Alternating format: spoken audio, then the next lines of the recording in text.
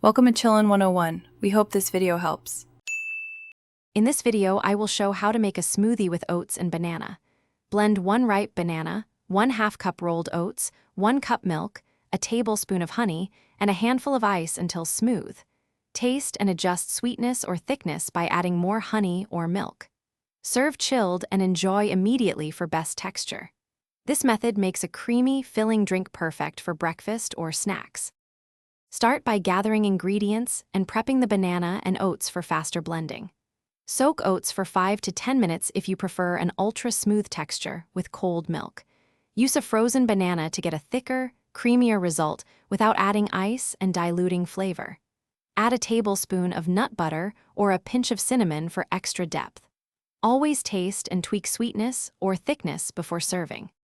Try simple swaps to keep this smoothie exciting and nutritious. Add Greek yogurt or a scoop of protein powder for extra protein and a silkier mouthfeel.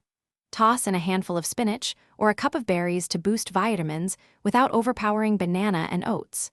Replace dairy milk with almond or oat milk for a dairy-free version that still blends smoothly. Small tweaks let you customize flavor and calories easily. Thanks for watching. Consider subscribing if we helped you.